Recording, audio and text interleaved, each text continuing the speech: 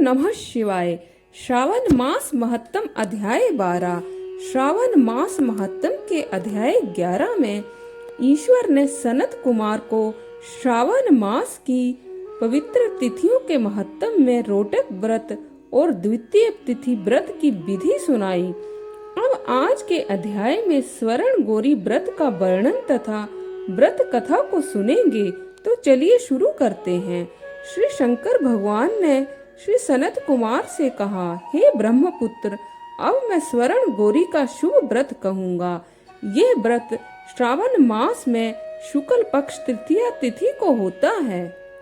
इस दिन प्रातः काल स्नान करके नित्य कर्म करने के बाद संकल्प करें और 16 उपचारों से पार्वती तथा शंकर जी की पूजा करें।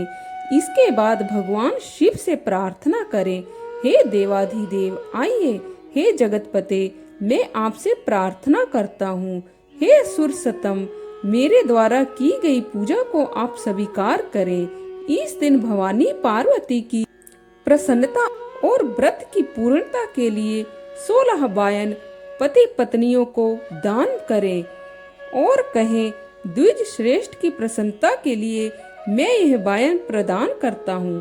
पहले चावल का आटा बनाएं। चावल के आटे से बनाए गए 16 मीठे पकवान बांस की 16 टोकरियों में सजाकर उनके साथ वस्त्र आदि रखकर स्वर्ण अलंकार आदि से सजाकर अपनी पत्नी सहित ब्राह्मणों को बुलाकर अपने सम्मुख बिठाकर बोले, मैं व्रत को पूरा करने के लिए फल प्राप्त करने के लिए ये आपको देता हूँ।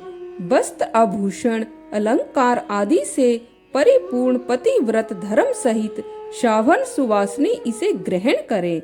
इस प्रकार 16 वर्ष अथवा 8 वर्ष या 4 वर्ष या फिर 1 वर्ष तक इस व्रत को करके शीघ्र ही उसका उद्यापन कर देना चाहिए। पूजा के बाद कथा का श्रवण करके वाचक की विधिवत पूजा करनी चाहिए। सनत कुमार जी ने भगवान श्री सदाशिव से पूछा, हे प्रभु, इस व्रत को सर्वप्रथम किसने किया तथा इसका महत्व क्या है और इसका उद्यापन किस प्रकार करना चाहिए, ये सब आप मुझे बताएं। शंकर भगवान ने कहा, हे महाभाग, आपने उत्तम बात पूछी है। अब मैं आपके समक्ष मनुष्यों को सभी संपदाएं प्रदान करने वाले स्वर्ण गौरी नामक व्रत का वर्णन करता हूँ। पूर्व काल में सरस्वती नदी के तट पर सुविला नामक विशालपुरी थी। उस नगरी में कुबेर के समान चंद्रप्रभा नाम वाला एक राजा राज्य करता था। उस राजा की रूप लावण्य से संपन्न सौंदर्य तथा मंद मुस्कान से युक्त और कमल के समान नेत्रों वाली महादेवी और विशाला नामक 2 अति सुंदर रानियां थी। उन दोनों में से राजा को बड़ी रानी महादेवी अधिक प्रिय थी। राजा उसे देह प्राण से चाहता था और उस पर जान छिड़कता था। एक दिन राजा वन में शिकार खेलने गए। वहां पर अनेक प्रकार के पशुओं का शिकार करते हुए काफी समय व्यतीत हो गया तो वे भूख प्यास से व्याकुल हो इधर उधर घूमने लगे। काफी दूर निकल जाने पर उन्हें एक तालाब दिखाई पड़ा। तालाब चारों ओर से मनोरम था। राजा ने तालाब के किनारे जाकर उसका उत्तम जल पिया। वहां राजा ने देखा कि तालाब के किनारे देवलोक की अप्सराएं स्वर्ण गौरी की पूजा अर्चना कर रही हैं। उनको देखकर राजा ने पूछा, हे देवियों, आप यहाँ किस प्रयोजन हेतु ये पूजा कर रही हैं? इस पर उन्होंने उत्तर दिया, हे नरेश, हम सब स्वर्ण गौरी की पूजा कर रही हैं। इस व्रत के फल स्वरूप प्राणियों को प्रत्येक प्रकार की धन संपदा मिलती है। इसीलिए हे नरेश, आपको भी अपनी प्रजा की भलाई एवं धन प्राप्ति के लिए यह व्रत अवश्य ही करना चाहिए। राजा बोले, हे देवियों, आप इस व्रत की विधि मुझे बतलाइए। साथ ही ये भी कहिए कि इस व्रत के करने से क्या फल प्राप्त होता है। तब वे सारी स्त्रियां बताने लगी, हे राजन, यह स्वर्ण गौरी नामक व्रत श्रावण मास की शुक्ल पक्ष की तृतीय तिथि को किया जाता है। इस व्रत में भक्ति पूर्वक अत्यंत प्रसन्नता के साथ पार्वती तथा शिव की पूजा करनी चाहिए। पुरुष को 16 तारों वाला एक डोरा दाहिने हाथ में बांधना चाहिए। स्त्रियां बाएं हाथ में या गले में इस डोरे को बांधे। बस यही इस व्रत को करने की विधि है। अप्सराओं की बात सुनकर राजा बहुत प्रभावित हुआ और राजा चंद्रप्रभा ने भी उस व्रत को किया और 16 तार का डोरा अपने दाएं हाथ में बांध लिया।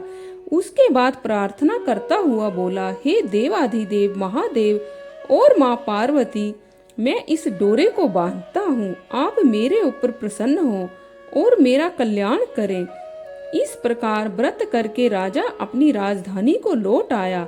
राजा के हाथ में डोरा देखकर ज्येष्ठ रानी महादेवी ने पूछा और सारी बात सुनकर वह राजा के ऊपर अत्यंत कुपित हो उठी। बड़ी रानी के क्रोध का ठिकाना न रहा और उसने जबरदस्ती वह डोरा तोड़कर बाहर एक सूखे पेड़ के ऊपर फेंक दिया। राजा ने उसे बहुत मना किया मगर वह नहीं मानी। उस डोरे के स्पर्श मात्र से वह सूखा पेड़ हरा भरा होकर हरे रंग के ताजा पत्तों से संपन्न हो गया। छोटी रानी ने यह सारा हाल देखा। उसने वह टूटा डोरा पेड़ से उतारकर अपनी बाईं भुजा में बांध लिया। उस डोरे के प्रभाव से छोटी रानी का रूप लावण्य अधिक निखर गया तो वह राजा को प्रिय लगने लगी। बड़ी रानी ने व्रत के डोरे का अपमान किया था, फलतः राजा ने उसका परित्याग कर दिया और वह दुखी हो वन में चली गई। अपने मन में वह भगवती देवी का ध्यान करते हुए मुनियों के पवित्र आश्रम में निवास करने लगी। कहीं कहीं श्रेष्ठ मुनियों के द्वारा यह कहकर आश्रम में रहने से रोक दी जाती थी कि हे पापिन, अपनी इच्छा के अनुसार यहाँ से चली जाओ।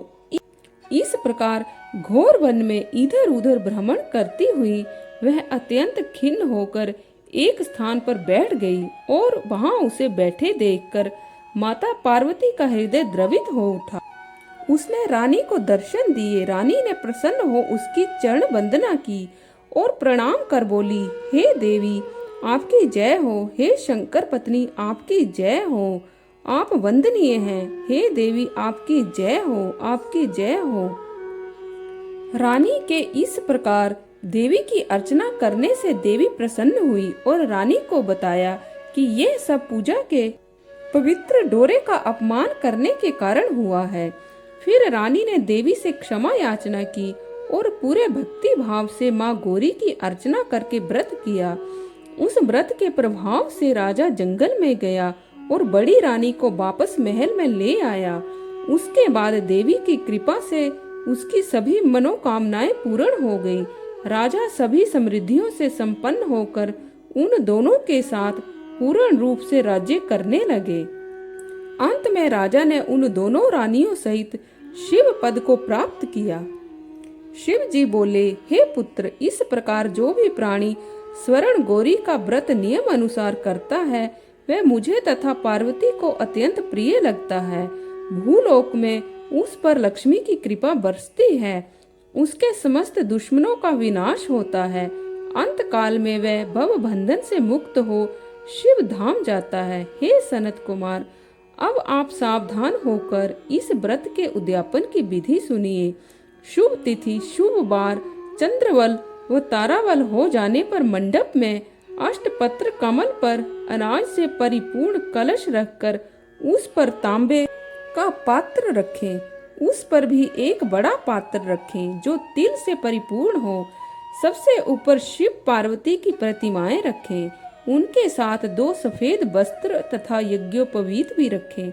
विधि के अनुसार वेद मंत्रों से पूजा करें। रात्रि में जागरण भी करें। दूसरे दिन प्रातःकाल पूजा करने के बाद होम करें। सर्वप्रथम ग्रह हवन करके प्रधान हवन करें। तब 1000 अथवा 100 आहुतियां दें जो मिश्रित तिल को घी में मिलाकर बनी हो। आचार्य का पूजन करके उसे वस्त्र, आभूषण, गो आदि दान में दे। इसके बाद ब्राह्मणों को भोजन कराना चाहिए।